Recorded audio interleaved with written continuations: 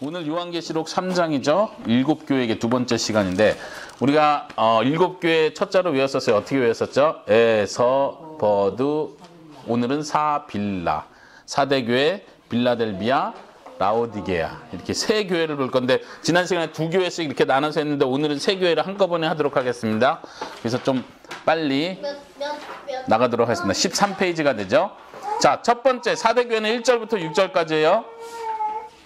사대 지역의 특징, 그 도시의 특징을 한번 눈으로 보십시오. 2000년경 전에 세워진 부의 도시, 금의 도시래요. 금이 그곳에서 나왔기 때문에 이제 완전 이 도시가 부자된 거예요. BC 2000년이니까 굉장히 오래전에 초기에 도시가 세워졌다는 걸 말하는 거예요. 아시아에서 가장 화려한 도시고 난공불락의 군사 요충지. 난공불락이라는 말은 적군이 침투해서 공격해서 이 탈취하기가 승리하기가 굉장히 힘든 지역이라는 거예요. 이 높은 곳에 보통은 이제 도시는 항상 적군들과 싸워서 이 성을 지킬 수 있는 곳이 도시가 되는 거예요. 그 당시에는. 그렇죠? 무조건 원수와 싸워서 버텨내는 그곳이 도시가 되는 거니까. 거기 사람이 모이는 거 거기서 이제 상업이 시작되니까. 그렇죠. 성 밖에 있는 건 이제 시골이고 거기는 이 성이 보통은 수도니까 성을 정복하면 나머지 땅 그냥 다 갖는 거예요. 그 정복한 나라가 민족이. 그러니까 이 왕이 사는 그 성을 정확하게 지켜야죠. 근데 이 도시 같은 경우도 굉장히 공격하기가 힘든 도시예요. 왜냐면은 삼면이 바다로 돼 있고 한쪽 방향으로만 이렇게 적군들이 와서 타고 올라갈 수 있도록 만들어졌기 때문에. 그러니까 여기서 적군이 오는 게 다 보이는 거야, 무조건. 그러면 뭐 다 막아낼 수 있다는 얘기죠. 그런데 그 옆에 보면 많은 전쟁과 지진이 있었다 이런데 많은 전쟁은 이제 어느 때가 돼서 한번 이 도시가 점령이 됐어요. 성이 어떻게 점령이 됐냐면 기록에 의하면 파수꾼이 경계를 잘 하지 못해서 성벽을 타고 올라와서 문을 열어주는 거죠. 그러면 성문이 열리면 다 죽은 거죠. 끝난 거죠. 그런 패턴으로 해서 한번 정복이 되다 보니까 이제 여러 차례 계속 그것이 정복되는 이런 역사를 맡게 돼요. 그래서 전쟁이 도리어 많은 지역이 되고 AD 17년에 지진이 크게 일어나요. 그래서 사대가 완전 도시가 망한 거예요. 끝난 거예요. 그러니까 제가 사대의 교회의 그 내용을 외울 때 기억해야 될 건 무슨 사자예요? 한자로? 죽을사? 예, 사대는 한자로 만든 건 아니지만 죽을사를 생각해서 이건 죽었었던 도시다 이렇게 생각을 하세요. 죽었었던 도시인데 거기 보니까 폐허가 됐지만 아구스투스 황제의 지원으로 다시 건축이 된 거예요. 그러니까 한번 죽었다가 살아난 도시예요. 이해되십니까? 그리고 수호 여신이 있었고 아르테미 신전이 만들어지고 있었고 그리고 여전히 다시 재건된 상태로 여전히 부유했고 상업이 번성했고 예수님이 메시지를 주시면서 예수님에 대한 묘사는 7 영들과 7 별들을 가지신 분 이렇게 소개합니다. 7 영은 누구를 가리킨다 했어요? 성령님을 가리킨다고 했죠. 거기 성경 구절을 다시 적어놨어요. 4장 5절에서 5장 6절에서 하나님의 영, 어린 양의 영 이렇게도 표현이 돼요. 그리고 구약의 중요한 성경 구절 3개를 넣어놨는데 지금 찾아보지는 않겠습니다. 특별히 이제 이사야서 11장 2절에 보면 하나님의 영을 이렇게 3번에 걸쳐서 반복을 하면서 하나님의 영의 특성을 설명을 해요. 그 구절에서. 거기서 이제 70인역, 특별히 70인역 버전으로 봤을 때 7 영에 대한 소개가 나와요. 그래서 계시록에서는 7 영들을 성령님과 동일시시켜서 이해를 합니다. 다음에 한 번 더 설명하겠습니다. 두 번째, 칭찬의 내용. 제가 적어놓기를 책망과 경고를 먼저 하시고 그 다음에 칭찬했어요. 다른 데는 다 칭찬을 먼저 하고 책망 경고를 나중에 했는데 여기는 책망 경고를 먼저 했어요. 그래서 3번을 먼저 일단 보겠습니다. 예수님의 말씀은 내가 안다. 항상 이 패턴으로 말씀하신다고 했죠. 오늘 살펴보는 세 교회, 사대, 빌라델비아, 라오디아 교회 세 교회에게 예수님의 말씀이 처음 말씀이 내가 너의 행위들을 안다. 이 똑같은 말씀을 똑같이 하세요. 그러니까 우리가 예수님의 메시지 중에 기억해야 될 거 내가 너의 행위를 안다. 지금 이게 굉장히 중요한 메시지라는 거 알아야 돼요. 이거는 위로의 말씀일 수 있죠. 내가 너 고생한 거 다 안다. 이런 뜻일 수도 있고 반대로 다 알아. 이런 뜻일 수도 있는 거예요. 그러니까 위로와 책망, 심판의 경고를 같이 주신다는 거죠. 여기는 너가 살아있다는 이름은 가졌으나 죽은 자다. 충격적이죠. 너가 살았다는 이름은 가지고 있는데 이름만 살아있고 실제는 죽었다. 이 사대교회 어떻게 외우라고 했어요? 죽을 사. 이 도시 자체가 죽었던 도시죠. 근데 예수님께서 이 교회에게도 똑같이 말하는, 너희가 죽은 교회다, 이렇게 말. 굉장히 교회로서는 굉장히 충격적인 말씀이죠. 이 교회가 다시 살아나려면 어떻게 해야 돼요? 이 사대교회는 어떻게 죽었다가 살아났어요? 그 배경에서 누가 살려줬어요? 황제가 지원을 해줘서 살아났죠. 지금 예수님을 소개할 때도 7 영들과 7 별들을 가지신 분 할 때 그것과 좀 연결돼서 생각할 수 있을 것 같아요. 7 영은 성령님을 가리킨다고 했어요. 죽은 자를 살리시는 분도 성령님이세요. 그런 의미에서 내가 성령을 가지고 있는 자다. 너희 교회가 죽었다. 근데 너희가 살아날 수 있는 방법은 성령님을 통해서다. 이걸 은연중에 말씀해주고 있다는 거 우리가 연결해서 생각할 필요가 있습니다. 그러면서 충고 첫 번째 말씀은 깨어라. 깨어라. 거기다 제가 가로해놨죠. 파수꾼을 연상시킨다. 파수꾼이 잠들면 어떻게 돼요? 사대 지역 성이 그렇게 됐다 했죠. 파수꾼이 잠들어서 성이 정복돼 버리는 거예요. 교회도 마찬가지예요. 예수님께서 마태복음에서 마지막 때를 얘기하면서 깨어 있으라. 그러므로 깨어 있으라. 인자가 언제 올지 알지 못한다 할 때 이 깨어 있으라는 말과 지금 이 깨라는 말이 같은 말씀이에요. 깨어 있으라는 거죠. 깨어 있다는 건 파수꾼을 연상시키는, 파수꾼이 붙여서면서 졸아서는 안 되는 것처럼 우리가 신앙생활 하면서 영적인 유혹, 공격이 올 때, 사탄의 공격이 올 때 깨어 있어야 된다. 분별해야 되고 잠들면 안 된다는 거죠. 영적으로. 네. 그리고 죽어가고 있는, 남아있는 것들을 견고하게 해라. 지금 앞에서는 죽었다, 죽은 자다 이렇게 말했는데 여기서는 죽어가고 있는 마지막 그 무리들이 있다는 거예요. 그것을 붙잡으라는 거예요. 왜냐하면 지금 이렇게 가로 이탈릭체로 왜냐하면 이렇게 기울여는 건 원어에 있는 표현을, 성경의 표현이 잘 안 돼서 제가 원어에 있는 표현을 그대로 가져올 때 이렇게 이탈릭체로 표시한다고 했습니다. 왜냐하면이 써 있어요. 왜냐하면 나의 하나님 앞에서 너의 행위들이 온전한 것을 찾지 못했기 때문이다. 그러니까 다시 일어서야 된다. 너의 행위가 온전하지 못하다. 내가 너의 행위를 안다. 그런데 너의 행위가 온전하지 않다. 그냥 이게 차지 않았다는 뜻이에요. 책망이죠. 그러면 우리가 어떻게 해야 됩니까? 계속 경고의 말씀에서 나오는 거예요. 그러니까, 그러므로 첫 번째, 하나, 둘, 세 개 동그라미로 해놨습니다. 첫 번째는 뭐요? 기억하라. 두 번째는 지켜라, 순종해라. 세 번째는 회개해라. 에베소 교회 첫 번째 교회에 말씀하실 때 예수님께서 기억하고, 너가 어디서 떨어졌는지 기억하고 회개해라. 그래서 처음 행위를 가져라 이렇게 말씀했는데 여기도 지금 같은 패턴으로 가는 거예요. 기억하고, 그리고 회개하고, 다시 지키고, 순종하고. 우리가 영적으로 침체되었을 때, 우리가 하나님하고 멀어졌다 느껴질 때 우리가 해야 될 일은 항상 이 패턴이라는 걸 기억하세요. 첫 번째, 기억해야 됩니다. 생각한다는 뜻이에요. 기억하는. 무엇을 생각해야 됩니까? 여기서 보니까 어떻게 받았는지, 어떻게 들었는지. 근데 그 목적어가 안 나왔어요. 뭘 이야기할까요? 뭘 듣고 뭘 받았다는 거를 기억하라는 건가요?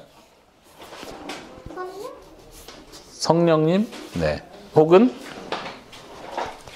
여러분들 생각에 주님의 말씀 어떻게 들었는지, 어떻게 받았는지, 혹은 복음을, 예수 그리스도의 가르침을 이렇게 생각할 수 있겠죠.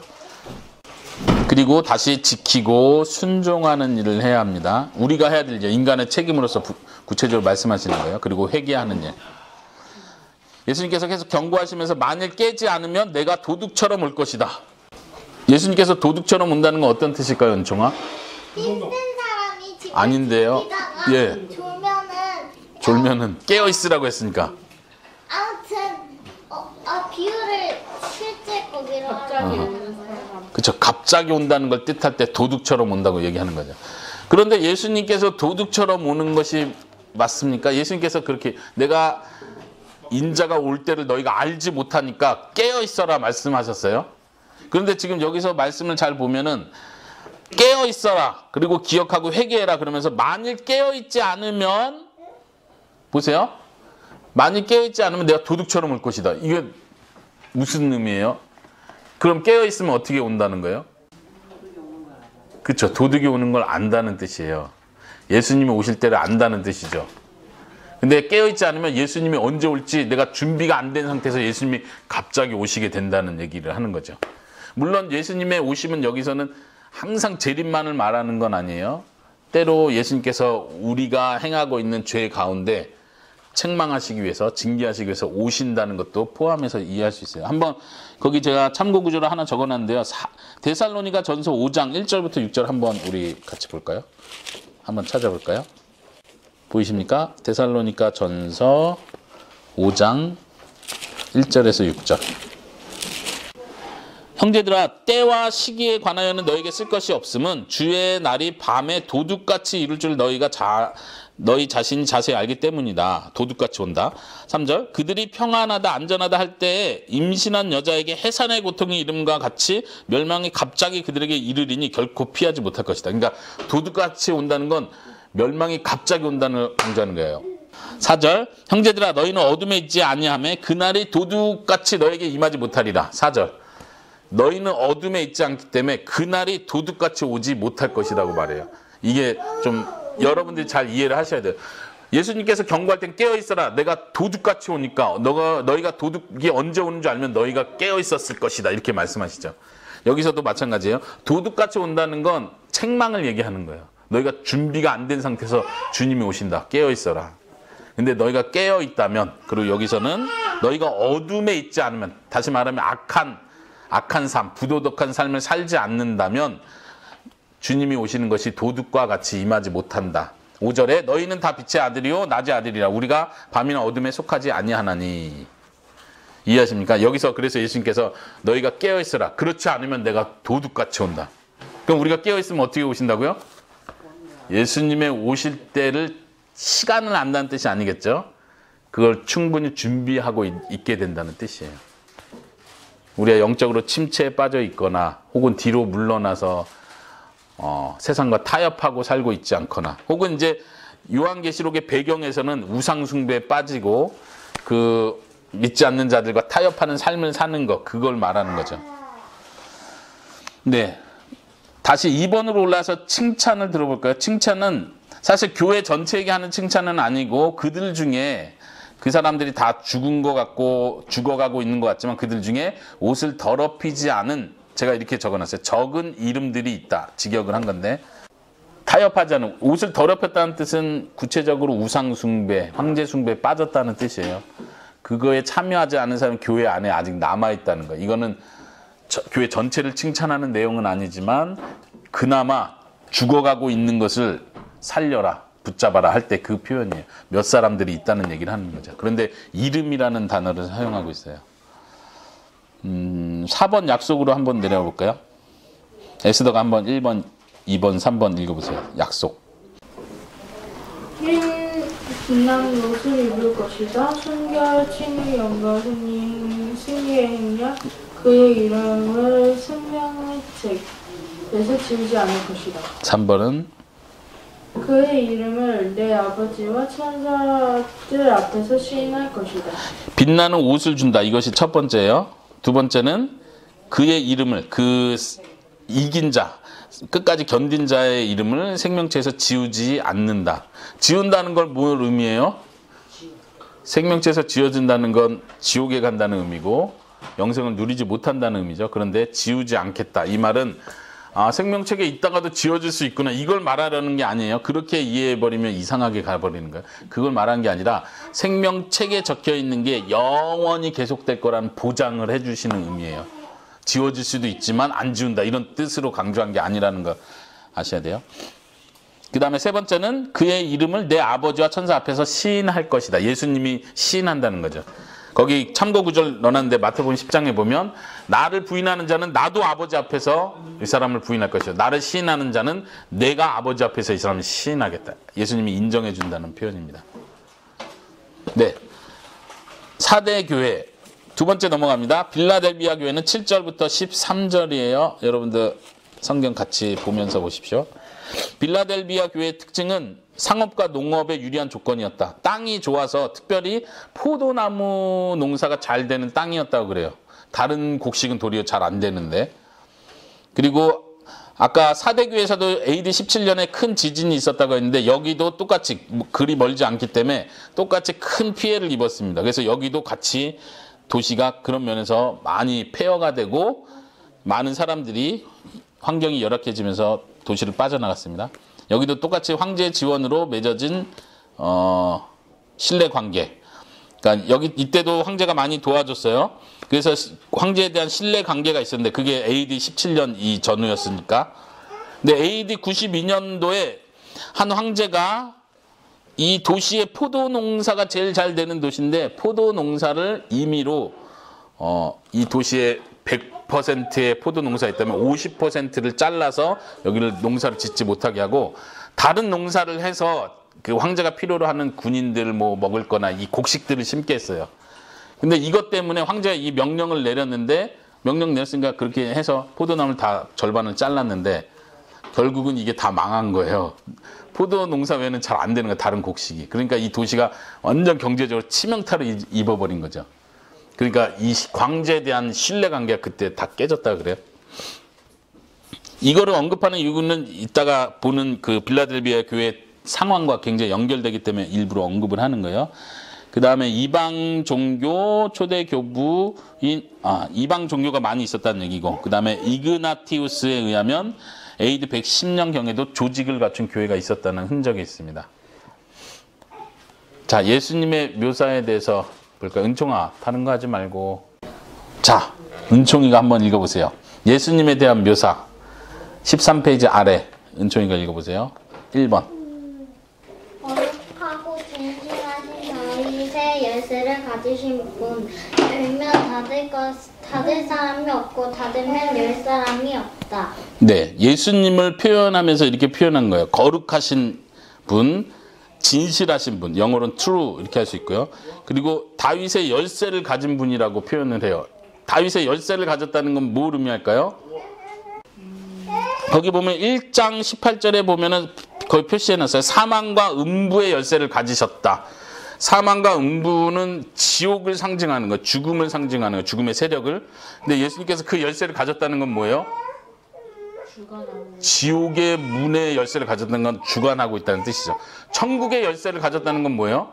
천국에 들어오고 나가고 하는 사람을 예수님이 쥐고 있다는 거예요. 마치 생명책을 예수님이 지우고 쓰고 할 수 있다고 표현하는 것처럼 예수님이 그걸 주관하고 있다고 표현하는 거예요.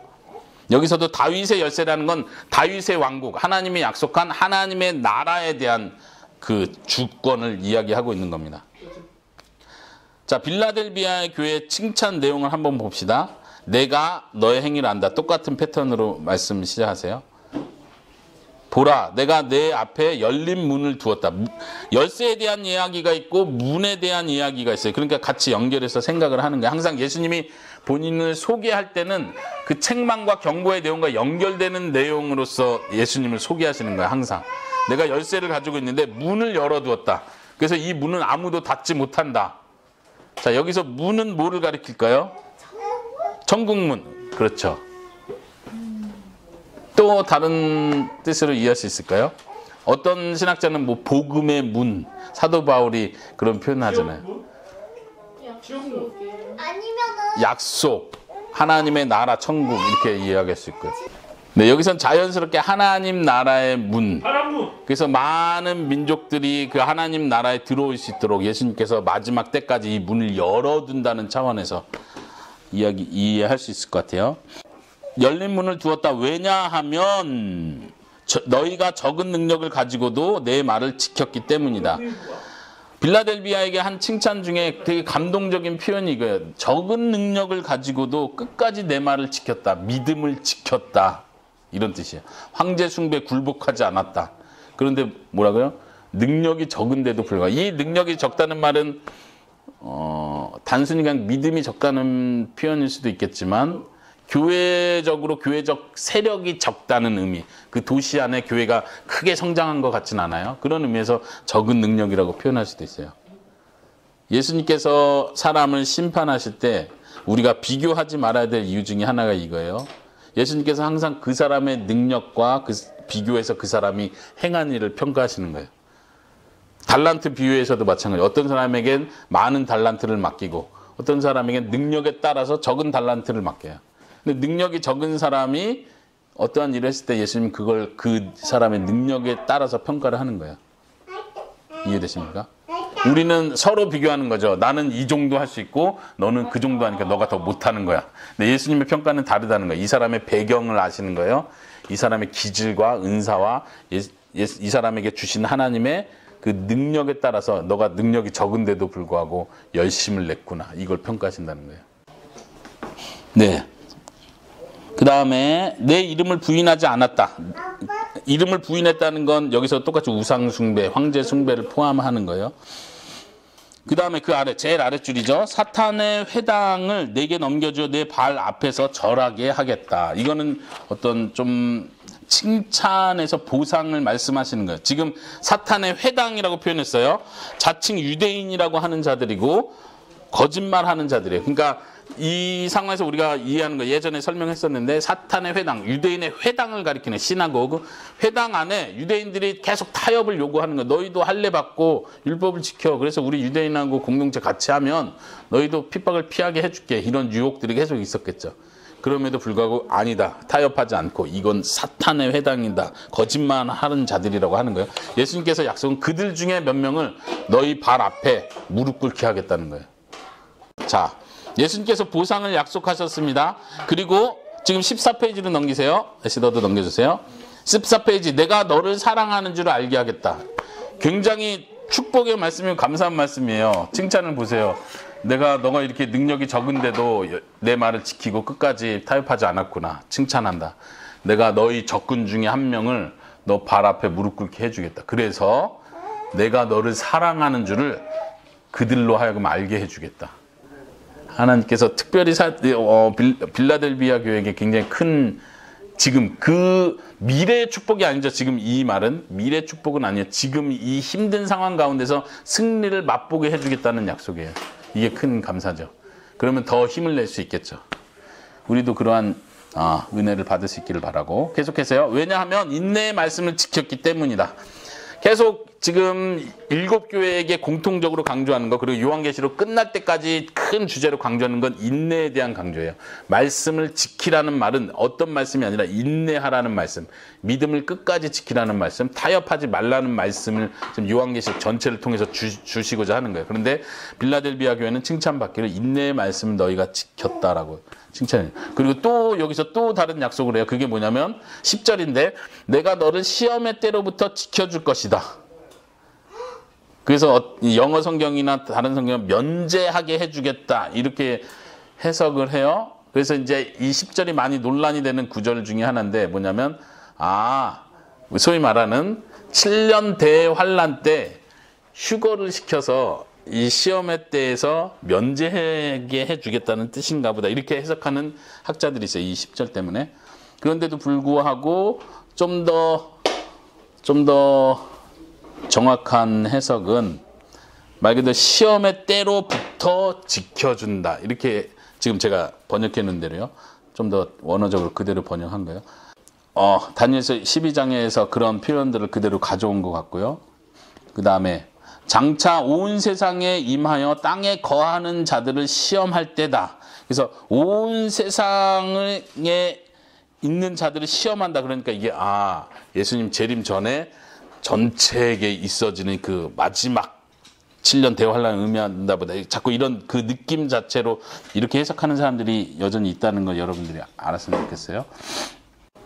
그렇지만 여기는 지금 표현을 안 했는데 요한복음 17장에서 보면 예수님께서 제자들을 위해서 기도할 때 하나님 저들을 세상에서 데려가기를 위해서 기도하는 것이 아니라 그들을 죄로부터 유혹으로부터 지켜달라고 기도하는 것입니다 할 때 유혹으로부터 죄로부터 할 때 지금 이런 표현이에요. 시험의 때로부터 지켜준다.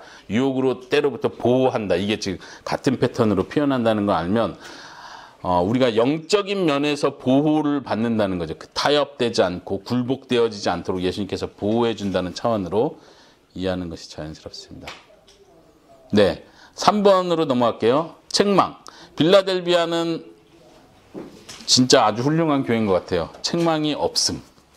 하나님께서 우리 교회를, 예수님께서 우리 교회를 말씀하시면 어떤 교회와 가장 가깝게 말씀을 하실까요? 참 그게 궁금해지는 것 같아요.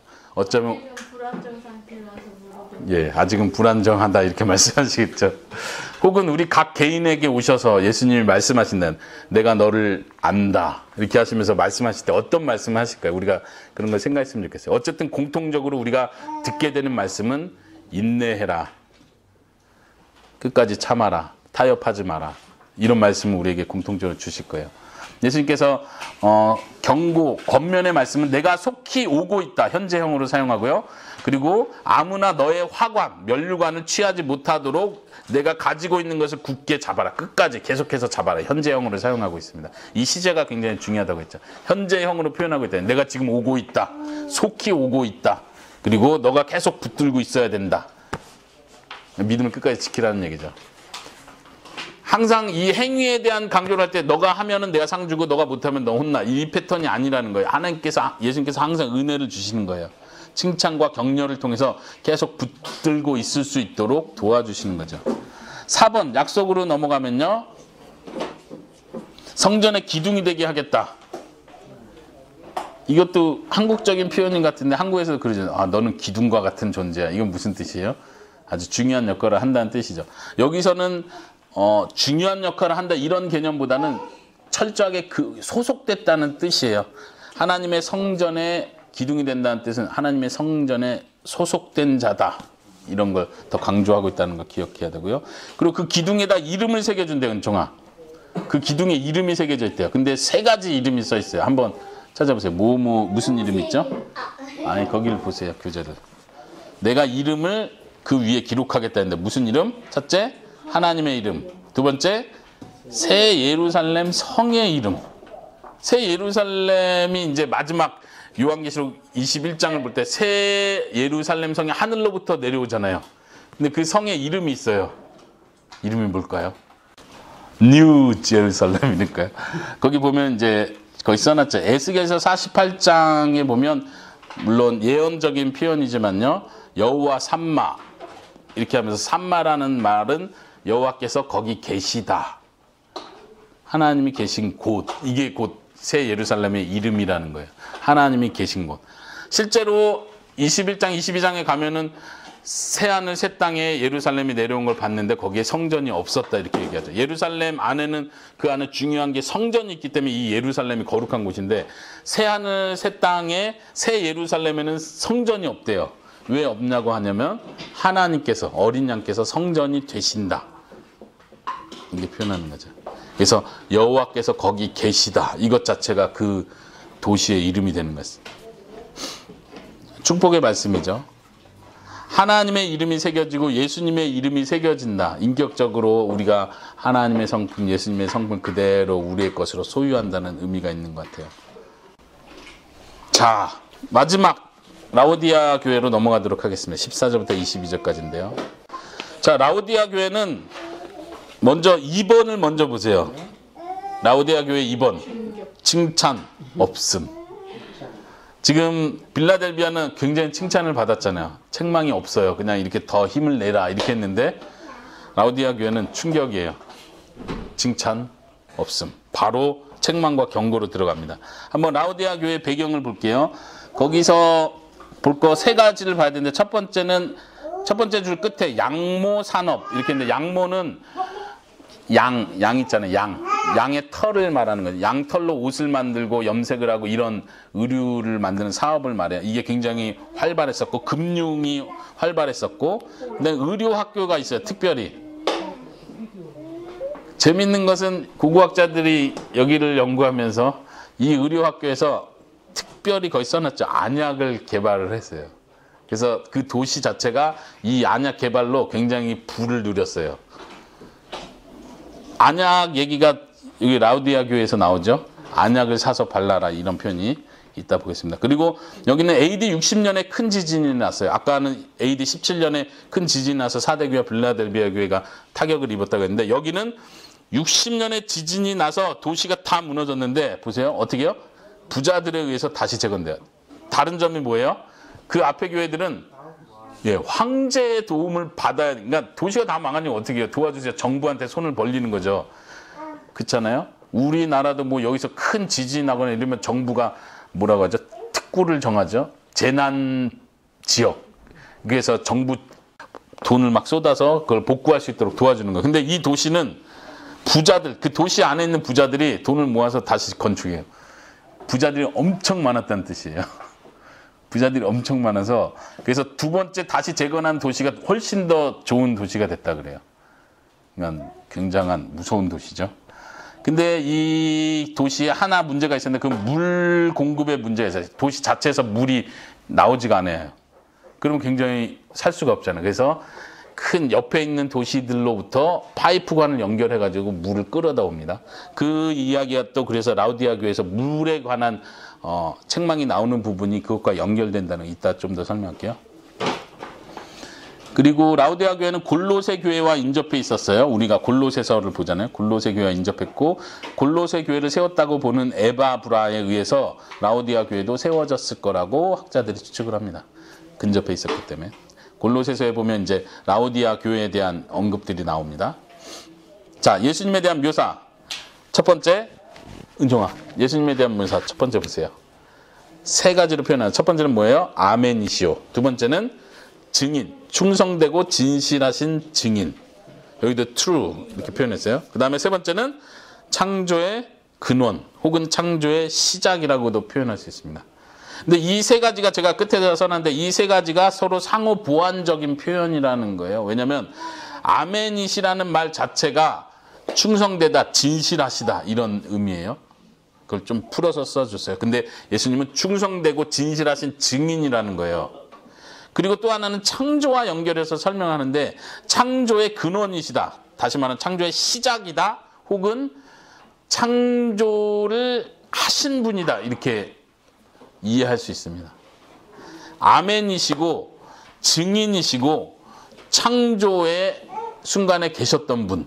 증인으로서 창조하는 순간에 증인이 되시는 분이에요. 그리고 거기 제가 표현해놨지만 별표에 예수님의 부활은 새 창조의 시작이다. 예수님의 부활 자체가 새 창조를 하시는 일이에요. 그리고 예수님은 마지막 날 온 만물을 회복하시는 일을 하시겠죠.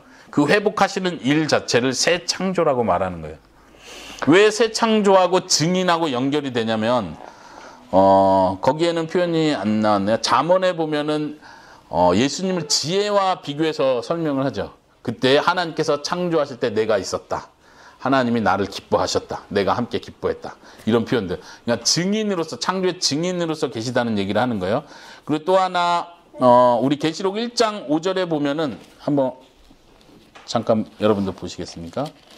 계시록 1장 5절에 보면 예수님을 증인으로 표현을 하는데요. 5절에서는 제가 개역개정을 읽어볼게요. 충성된 증인으로 죽은 자 가운데서 먼저 나시고 땅의 임금의 머리가 되신 예수 그리스도 이렇게 표현을 해요. 증인이라는 표현하고 예수님께서 죽은 자 가운데서 먼저 나섰다. 부활하신 이야기를 연결을 시켜요. 증인과 부활의 개념을 연결시킨다는 거죠. 그래서 부활하신 것 자체가 새 창조의 시작이고 그 창조의 목격자로서 증인으로서 예수님이 계시다라는 거예요. 처음 창조하실 때도 예수님은 증인으로 계셨고 새 창조가 있을 때도 예수님은 증인으로 계시다는 거죠. 네, 바로 칭찬 없고 3번 책망과 경고로 넘어가 보겠습니다. 라오디게아 교회의 책망은 워낙 많이 유명해가지고 많은 사람들이 잘 알고 있는데 어떻게 해요? 미지근하여 뜨겁지도 않고 차갑지도 않다. 내 입에서 토하여 내려고 하고 있다. 이렇게 표현하세요. 미지근하고 뜨겁지 않고 차갑지 않다. 이 표현이 아까 라오디아 지역의 그 물 공급 문제와 연관이 되는데요. 거기 제가 적어놨죠. 골로새 지역에서 라오디아 지역에서부터 16km 떨어진 골로새 지역으로부터는 차가운 물을 끌어와요. 그 골로새 지역의 물은 굉장히 시원하고 좋은 물이다. 이렇게 해가지고 굉장히 유명해서 그걸 파이프로 연결을 해서 끌어요. 그 당시에 16km를 파이프로 연결해서 가져온다는 건 엄청난 일이죠. 그리고 또 물 공급, 적군들이 물 공급을 끊어버리면은 이 성 망하는 거잖아요. 그러니까 그렇게 공격의 위험에도 노출되어 있다는 뜻이고 또 반대편에서는 히에라폴리스 이곳 10km 떨어진 이곳에서는 온수가 나와서 뜨거운 물, 몸을 치료하는 데 도움이 된다고 되었던 그 뜨거운 물을 그곳에서 파이프로 공급을 해와요. 그러니까 이 거리에서 공급이 오면서 물이 어떻게 됐어요? 미지근해지겠죠. 10km를 파이프로 연결해서 가져오는 동안. 그러니까 미지근하다는 표현이 여기서 나오는 표현이에요. 그리고 여기 온천물에서 가져오기 때문에 이 물에 뭐라고 하죠? 물속에 광물질들이 있어서 이 물을 마시는 거는 속을 이렇게 토하게 만든대요. 그래서 여기서 지금 토하게 예수님께서 내가 토하여 내려고 한다 이 표현이 거기서 나온 표현이라는 거예요. 근데 이제 해석적인 차원에서 차갑든지 뜨겁든지 하라 그랬거든요. 이 차갑다는 게 뭘 의미하는 건지 또 뜨겁다는 건지 뭘 의미하는 건지 좀 이렇게 논란이 좀 있죠. 차갑다는 건 무슨 뜻이에요? 냉정해지라는 뜻인가요? 뜨겁다는 건 뭐예요? 열정. 뜨거운 건 항상 열정하고 연결되니까. 근데 예수님이 차갑든지 뜨겁든지 하란 말은 너 열심을 내든가 아니면 때려치든가 이런 뜻인가요? 물론 그렇게도 해석할 수 있다고 학자들은 그렇게도 해석하는데 제가 그 옆에다 참고 구절을 넣어놨어요. 마태복음 10장 42절이 어떤 내용일까요? 예수님께서 시원한 냉수라고 표현할 때 이 차가운 물을 의미해요. 차가운 물은 좋은 의미로 쓰일 수 있는 단어예요. 그렇죠? 더운 날 힘들고 땀날 때 시원한 냉수 한 그릇을 마시면 주인의 마음이 기뻐지는 거죠. 그런 의미에서 이해할 수 있다는 거예요. 차갑든지 뜨겁든지. 어쨌든 지금 미지근한 상태에 있는 그 상태를 갱신하라, 깨어나라 이런 말씀으로 하시는 거예요. 아까 라오디아 교회는 지진이 났는데도 불구하고 굉장히 부자라서 부자들이 다 도시를 다시 세웠다고 했잖아요. 이 라오디아 교회를 책망하면서 하시는 말씀이 너가 부자고 부족한 것이 없다라고 스스로 말한다. 실제로 물질적인 재정적인 부요를 말하겠죠. 그렇지만 너가 비참한 것과 불쌍한 것과 가난한 것, 눈먼 것, 벌거벗은 것을 알지 못한다라고 책망을 받는 거예요. 지금 7교회 중에 라오디아 교회가 제일 큰 책망을 받는데 라오디아 교회가 왜 책망을 받아요? 너무 잘 살아서. 결국은 우리 사람에게도 마찬가지 가장 잘 살고 풍요로울 때 가장 책망을 받기 쉬운 위치에 있다는 거 기억해야 돼. 너가 부자라고 지금 문제가 없다고 생각하지만 예수님은 반대로 말해요. 너가 지금 가장 가난하고 빨개 벗고 있는 것과 마찬가지고 눈이 멀어 있다. 그러면서 예수님이 주시는 교훈을 보세요. 불로 재련된 금을 사라. 부자들은 금이 많았겠죠. 근데 재련된 금, 제대로 연단받은 금을 사라는 거예요. 재련됐다는 표현은 성경에서 항상 연단받는 것, 고난받는 걸 의미하죠. 연단된 금을 사서 부유하게 해라. 영적인 부를 말하겠죠. 2번은 옷을 사라. 여기가 특별히 양모 사업이, 양의 털로 만드는 사업이 풍요했다고 했어요. 근데 예수님께서 옷을 사라 그 얘기를 하시는 거예요. 세 번째는요, 안약을 사서 발라라. 아까 말했죠. 의료학교가 따로 있었고 안약을 개발하는 도시였는데 예수님께서 항상 말씀하실 때는 예수님은 이 땅에 계실 때도 마찬가지지만 최고의 설교자인 거예요. 저의 모델인 거예요. 목사님들의 모델이에요. 어떻게 이렇게 상황화를 잘 시켜서 비유도 너무 사람들 마음에 와닿는, 사람들이 농사를 다 지으니까 농사에 대한 비유를 예수님은 하시죠. 여기서도 마찬가지예요. 그 도시마다 경고의 말씀을 줄 때 항상 그 사람들이 이해할 수 있는 딱 좋은 말씀을 주시는 거예요. 이 설교자가 좀 그렇게 성도들의 환경을 잘 알아야 되는데 예수님은 그렇게 책망을 주십니다. 마지막 책망 중에서요, 내가 사랑하는 자를 책망하여 훈계한다. 이 말씀도 우리에게 감동이 되는 말씀이에요. 왜냐하면 칭찬도 없고 책망만 계속하지만 예수님의 그 책망 속에는 내가 널 사랑한다. 그래서 책망하는 거다. 들어라. 예수님의 사랑이 느껴지십니까? 열심히 내고 회개하라고 말씀하십니다. 그리고 3장 20절, 이것도 요한계시록 앞부분에 굉장히 유명한 구절이에요. 내가 문 밖에 서서 두드린다. 현재형으로 지금도 계속 두드린다. 문을 열면 내가 그에게로 들어가고 그는 나로 더불어 먹을 것이다. 함께 식탁의 교제를 나눈다는 걸 보여주시는 겁니다. 그러니까 라오디아 교회는 지금 예수님과 멀어져 있구나. 예수님과 관계가 지금 무너져 있는 상태구나. 이거를 보여주는 거죠. 그걸 회복하라고 말씀하시는 거예요. 보통 이 구절이 전도할 때 많이 쓰죠. 예수님이 문 밖에서 두드립니다. 영접 기도하세요. 근데 그것과 상관없다는 거 아는 것도 중요해요. 믿는 성도들에게 지금 라오디아 교회가 아무리 책망을 받았지만 너네 크리스찬이 아니야 라고 말씀하시는 게 아니에요. 그리스도인이다. 내가 사랑하는 자들이다. 돌아와라. 회개해라. 이렇게 말씀하신다는 거예요. 마지막 약속의 말씀. 내 보좌에 함께 앉게 해주겠다. 그리고 예수님께서 내가 이기고 아버지의 보좌에 함께 앉았던 것처럼 너도 이기면 그렇게 하게 해주겠다. 약속을 해주십니다. 그리고 이제 다음 시간에 보겠지만 4장 5장에서 하늘 보좌의 환상이 나와요. 보좌에 앉게 해주겠다 하고 그 다음 이어지는 내용이 그 보좌가 어떤 곳인지를 보여주는 거죠. 이게 그 다음 4장 5장에서 이어진다는 것입니다. 마지막 15페이지에서 우리 적용 부분만 같이 보도록 합시다. 거기 보면 7교회를 총 정리해놨는데 우리가 7교회를 볼 때 나는 어디에 속한다 이걸 판단하는 게 중요한 게 아니고 7교회 전체에게 하신 말씀이 나에게 하는 말씀이다. 그리고 7교회 전체에게 하신 약속들이 있어요. 맨 마지막 컬럼을 보시면 생명나무 열매, 생명화관, 죽음의 해를 받지 않는다, 숨겨진 만나, 새 이름, 나라에 대한 권세, 새벽별, 흰옷, 생명책, 이름을 시인할 것, 성전의 기둥이 되게 하겠다, 이름을 기록하겠다, 보좌에 앉게 해주겠다. 이 모든 약속이 예수님을 믿고 예수님의 은혜로 끝까지 믿음을 지킨 그 사람들에게 주어지는 공통된 복이라는 거. 공통된 복을 이렇게 다양하게 표현하고 있다는 걸 이해하시면 좋겠습니다. 마지막 첫 번째 같이 적용 읽어봅시다. 시작. 우리는 깨어있는 자가 되어야 한다. 아멘. 깨어있는다는 것이 무엇인지 예수님께서도 마지막 때가 언제인지 모르니까 깨어있어라 말했는데 우리 성령님의 인도를 받는다는 말이 굉장히 추상적인 말인 것처럼 깨어있는다는 말도 사실은 굉장히 추상적인 표현이에요. 근데 깨어있는다는 의미를 다른 데서 혹은 상상으로 자꾸 만들어내면 안 되고 성경에서 가르쳐주는 게 깨어있으라는 말이에요. 거기 몇 개 표현해놨죠. 죄에 민감하라는 거, 주님의 은혜를 기억하라는 거, 회개하라는 거, 행위의 온전함을 보이라는 거, 이게 다 지금 깨어있는다는 의미예요.